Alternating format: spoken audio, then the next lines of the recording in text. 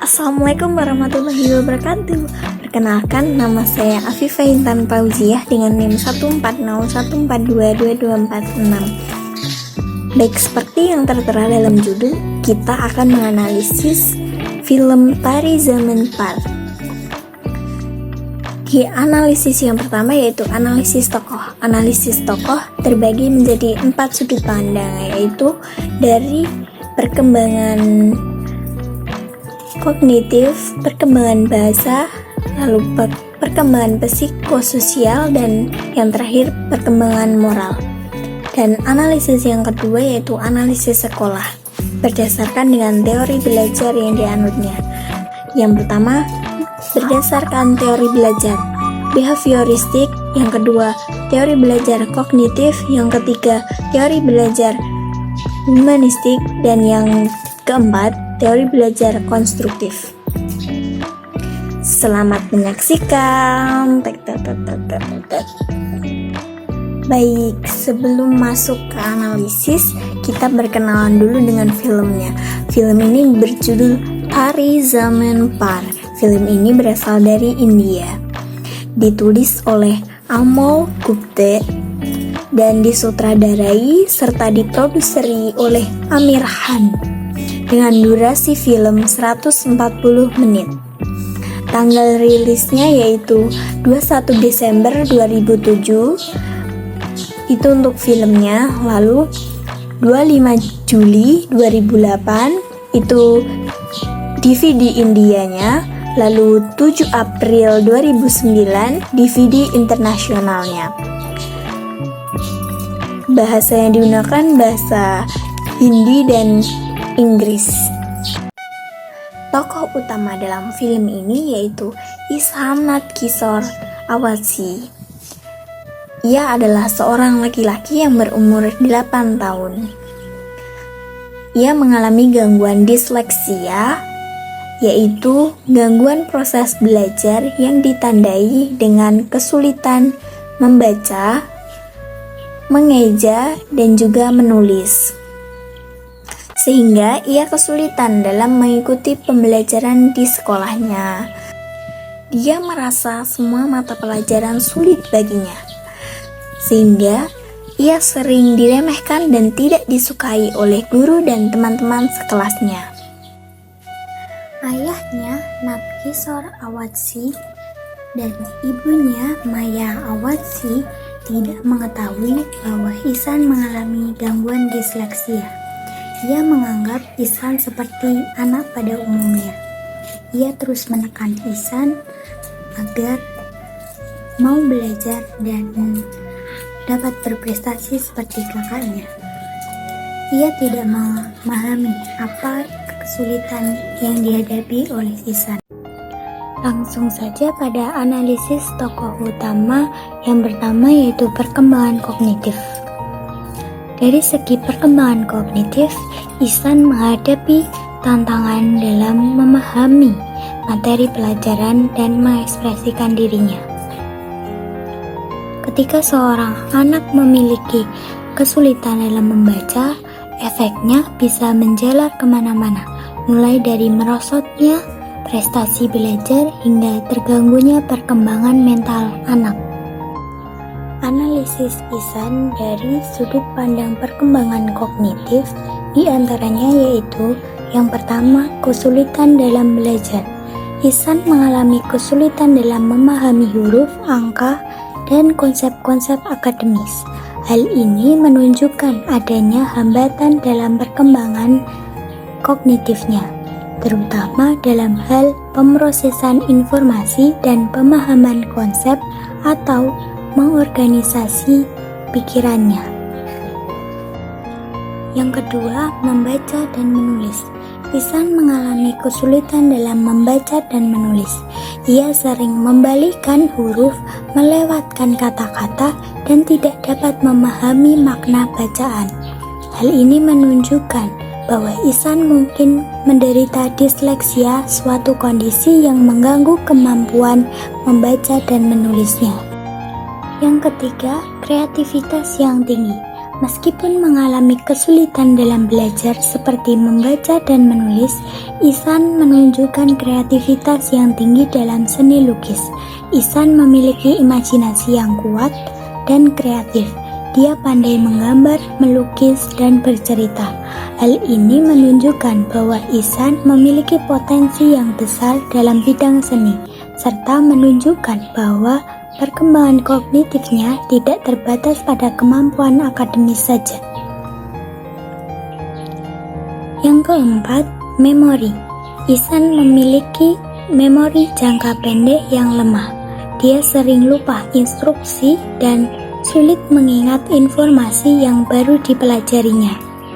Hal ini dapat disebabkan oleh berbagai faktor, seperti disleksia.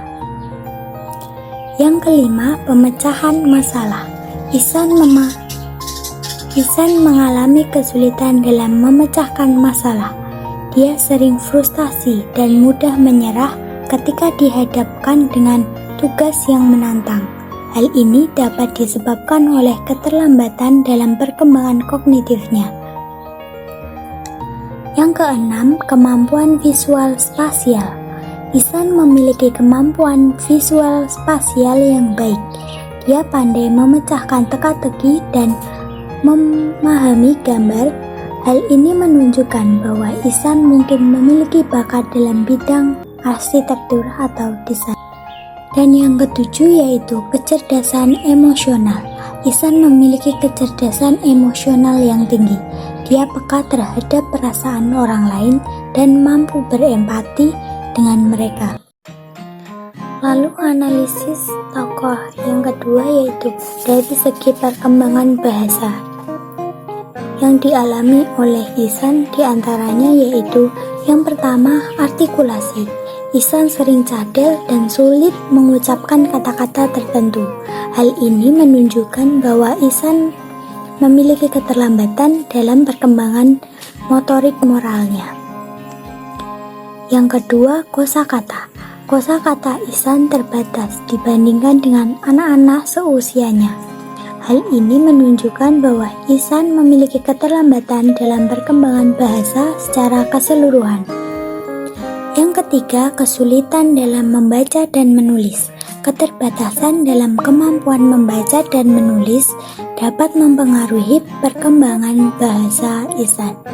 Yang keempat, komunikasi. Ihsan mungkin mengalami kesulitan dalam berkomunikasi secara verbal, terutama ketika harus mengungkapkan pikiran dan perasaannya. Yang kelima, komunikasi nonverbal. Ihsan pandai berkomunikasi secara nonverbal. Dia dapat menggunakan ekspresi wajah, bahasa tubuh, dan gerakan untuk menyampaikan maksudnya. Yang keenam, kemampuan bercerita. Ihsan pandai bercerita. Dia dapat menceritakan kisah yang menarik dan imajinatif. Yang ketujuh, ekspresi diri melalui seni. Meskipun mungkin memiliki kesulitan dalam ekspresi verbal, Ihsan menemukan cara untuk mengungkapkan dirinya melalui seni lukis. Seni menjadi sarana penting bagi Ihsan untuk berkomunikasi dan mengekspresikan pikiran dan perasaannya. Lalu, analisis tokoh utama yang ketiga yaitu dari segi perkembangan psikososial. Perkembangan psikososial Ihsan ditandai dengan pergeseran bertahap dari perasaan tidak percaya diri, rendah diri, ke peningkatan kepercayaan diri dan penerimaan diri. Awalnya, dia berjuang untuk mengatasi disleksia yang dideritanya, sehingga menimbulkan frustasi dan kekecewaan. Ketidakmampuannya untuk mengimbangi teman-temannya di sekolah dan kurangnya pemahaman orang tua memperburuk perasaannya, menyebabkan ia merasa terisolasi dan tidak berharga.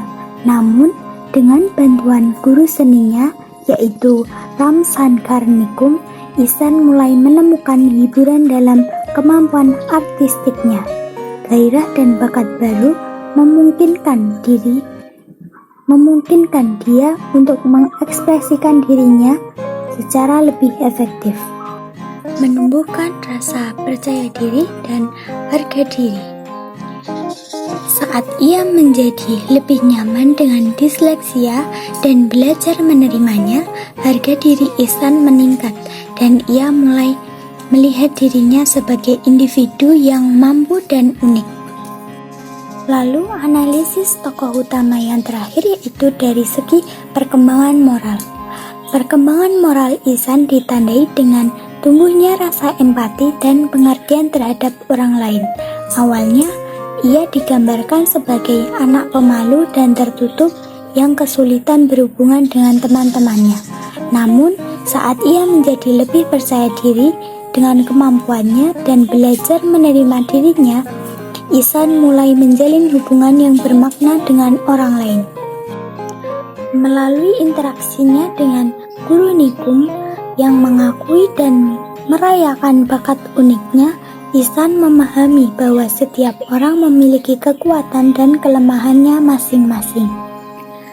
Kesadaran ini membantunya mengembangkan sikap yang lebih welas asih dan menerima terhadap orang lain, khususnya mereka yang berbeda dengannya. Baik, teori belajar yang pertama yaitu teori belajar behavioristik, menjelaskan bahwa belajar merupakan perubahan perilaku yang dapat diamati, diukur, dan dinilai secara konkret. Dalam film ini, Ihsan saat berada di sekolahnya yang awal sangat lemah dan tidak tertarik dalam belajar. Setelah ia pindah ke sekolah yang baru, ia mulai menunjukkan perubahan, yaitu saat ia bertemu dengan seorang guru yang bernama Pak Nigum, yang dapat memberikan penguatan secara konsisten. Lalu, teori belajar yang selanjutnya yaitu teori belajar kognitif adalah teori yang menekankan pentingnya proses belajar dibanding hasil akhirnya. Teori ini menyatakan bahwa dalam proses belajar, seseorang tidak hanya fokus pada hubungan antara stimulus dan respons, tetapi juga memperhatikan bagaimana perilaku seseorang dalam mencapai tujuan belajarnya. Dalam konteks film Tari Zameen Par, pada sekolah Ihsan yang pertama, semua guru terlalu monoton dan terlalu fokus pada buku, sehingga anak tidak diberikan kesempatan untuk berpikir dan berkreasi. Sedangkan pada sekolah yang kedua, guru lebih berkreasi dalam memberikan pembelajarannya, terutama guru yang bernama Ram. Beliau memberikan pembelajaran sesuai dengan apa yang dibutuhkan dan diinginkan siswanya. Di sini, guru Ram mengembangkan kemampuan Ihsan dengan cara menceritakan kisah Ihsan seolah dia menceritakan kisahnya. Dan guru Ram mengajak anak-anak belajar di pinggir danau. Disitulah Ihsan mengembangkan kemampuannya dengan cara membuat kapal kecil. Teori belajar yang selanjutnya yaitu teori belajar humanistik. Teori belajar humanistik adalah sebuah pendekatan yang memanusiakan manusia. Pembelajaran sebaiknya berfokus pada individu atau siswa. Teori ini menekankan pada pendidikan yang bertujuan menghasilkan hasil yang efektif, meningkatkan kreativitas, dan memanfaatkan potensi yang ada dalam diri seseorang. Teori humanistik muncul sebagai tanggapan terhadap teori belajar sebelumnya, yaitu teori behavioristik, yang dianggap terlalu kaku, pasif, dan menuruti aturan ketika menggambarkan manusia. Dalam film Tari Zameen Par berisi kritik terhadap pendekatan teori belajar behavioristik. Upaya mengkritik pendekatan behavioristik dilakukan dengan menghasilkan pendekatan humanistik sebagai pembanding. Ihsan yang memiliki masalah disleksia hampir tidak dapat membaca ketika dididik menggunakan pendekatan behavioristik pada sekolahnya yang pertama. Dia juga mendapat label sebagai siswa yang nakal. Ihsan mengalami perkembangan yang signifikan ketika dididik menggunakan pendekatan humanistik pada sekolahnya yang kedua. Dengan tidak langsung, film ini berusaha menegaskan bahwa pendekatan behavioristik memiliki banyak kelemahan dan tidak cocok untuk diterapkan dalam sistem pendidikan formal. Teori belajar yang selanjutnya yaitu teori konstruktivisme.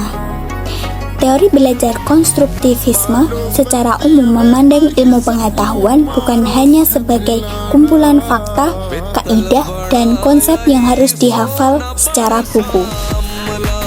Konstruktivisme lebih menekankan bahwa manusialah yang harus mengkonstruksi pengetahuan itu sendiri. Oleh karena itu, manusialah yang memberi nilai sentimental dan menggali ilmu pengetahuan melalui kajian, penelitian, atau pengalaman. Kaitannya dengan keadaan yang dialami oleh Ihsan dalam film Tari Zaman Par ini, awalnya Ihsan adalah anak yang mengalami kesulitan belajar. Namun setelah kedatangan Pak Nikum yang memberinya dukungan, Ihsan menjadi lebih terinspirasi untuk belajar. Akhirnya, Ihsan mengikuti lomba melukis di sekolahnya. Ia pandai melukis, memiliki pengalaman dalam hal tersebut. Ihsan sering menjelajah sekitar kota sebelum kembali ke rumah, senang mengamati apa yang dilakukan orang lain dan kemudian menirunya. Sekian video analisis dari saya. Wassalamualaikum warahmatullahi wabarakatuh. Terima kasih.